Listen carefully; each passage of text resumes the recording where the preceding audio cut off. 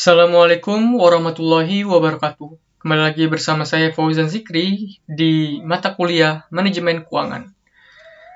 Pada hari ini kita akan membahas salah satu topik fundamental dalam manajemen keuangan, yaitu risiko dan tingkat pengembalian. Topik ini sangat penting karena menjadi dasar pengambilan keputusan dalam investasi, yang merupakan salah satu kebijakan utama dalam keuangan perusahaan. Pada materi pembelajaran kali ini, terdapat 3 kebijakan utama, yaitu pendanaan, dividen, dan juga investasi. Fokus kita kali ini adalah pada investasi. Suatu bisnis tidak akan berkembang tanpa investasi. Namun, dalam melakukan investasi, kita harus mempertimbangkan 2 hal penting, risiko dan juga pengembalian. Risiko adalah kemungkinan terjadinya kerugian, sedangkan pengembalian adalah keuntungan yang diharapkan dari investasi tersebut. Nah, kita coba masuk ke slide yang selanjutnya, yaitu konsep pengembalian return. Nah, di sini return atau tingkat pengembalian adalah keuntungan yang diperoleh dari suatu investasi. Return bisa dihitung dalam satuan rupiah atau dalam persentase. Nah, misalnya jika kita investasi 1 juta dan memperoleh 1.100.000 rupiah setelah 1 tahun, maka returnnya adalah 100.000 atau 10%. Nah, pengukuran return ini menjadi dasar apakah suatu investasi layak dilakukan atau tidak. Nah, ini ada rumusnya ya, rekan-rekan. Ya.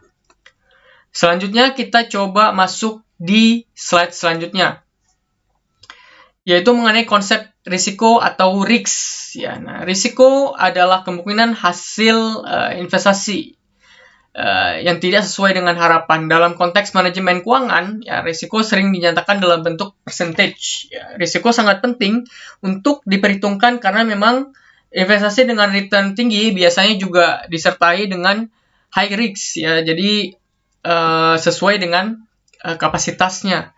Ya, nah, oleh karena itu, memahami risiko merupakan bagian krusial ya dalam membuat keputusan investasi yang wise ya atau yang bijak. Nah, kita coba masuk ke slide selanjutnya ya, berkaitan dengan grafik saham X versus Y.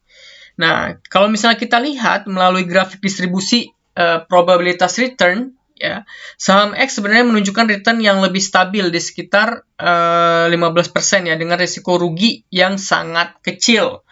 Nah, sementara saham Y memiliki kemungkinan return yang sangat tinggi, tapi juga memang potensi ruginya itu cukup besar. Nah, inilah yang disebut dengan prinsip high risk, high return. Ya, artinya semakin besar potensi keuntungan, semakin besar juga risiko yang menyertainya. Nanti kita coba bertemu secara offline ya, berkaitan dengan kita akan coba melihat grafiknya. Nah, di sini kalau misalnya kita lihat mungkin grafik saham X versus Y. Ya.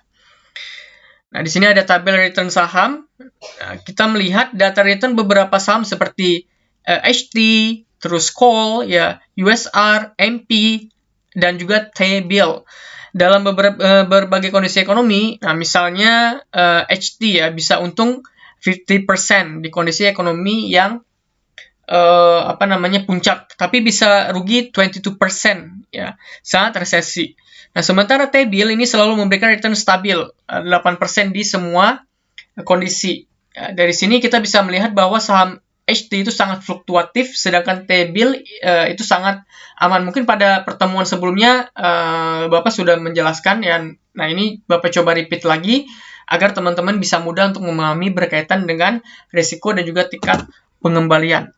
Nah, selanjutnya pada tabel expected return. Nah, kalau misalnya kita lihat ya, rata-rata tertimbang ya dari kemungkinan return yang akan diterima. Nah, rumusnya adalah kalau misalnya lihat di sini ya, expected return ini K dengan action ya, sigma dalam kurung PI dikali XKI ya, tutup kurung. K dengan action, HT tadi case-nya itu sama dengan 17,4% secara perhitungannya ya, melalui rumus yang telah ada di atas ini. Ya, diikuti oleh market 15%, ya, USR 13,8%, T-bill 8%, ya, call 1,7%. Tapi apakah yang return-nya tinggi selalu terbaik? Not yet ya, atau tidak tentu ya. Kita juga harus melihat resikonya. Nah, kita coba masuk ke slide selanjutnya berkaitan dengan stand-alone risk ya, diukur dengan standar deviasi. Jadi ini diistilahkan standar deviasi ya. Mungkin kalau misalnya di dalam mathematics bisa juga sigma, tapi dalam case ini kita istilahkan ini standar deviasi. Nah, rumusnya adalah ya standar deviasi ini sama dengan akar sigma PI ya dalam buka kurung KI kurang K dengan aksen ya tutup kurung kali 2.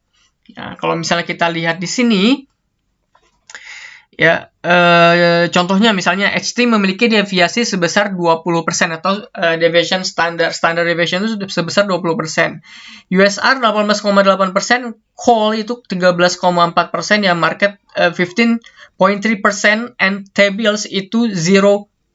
Ya, artinya T-bill adalah investasi yang paling secure ya. Meanwhile, ya HT itu paling beresiko ya, atau is the most risk. Kita coba masuk ke slide selanjutnya yaitu risiko portofolio. Nah, di sini ada investasi memang tidak harus dilakukan pada satu instrumen saja. Nah, kita bisa membentuk portofolio yaitu kombinasi dari beberapa investasi. For example, misalnya combine HT and collection atau collect tadi call ya, dengan porsi masing-masing 50% menghasilkan expected return sebesar 9.6% dengan resiko hanya 3.3%. Ya, jadi portofolio bisa menjadi strategi untuk menurunkan risiko ya tanpa kehilangan peluang keuntungan secara signifikan. Nah, kalau misalnya kita lihat pada conclusion-nya ya, teman-teman.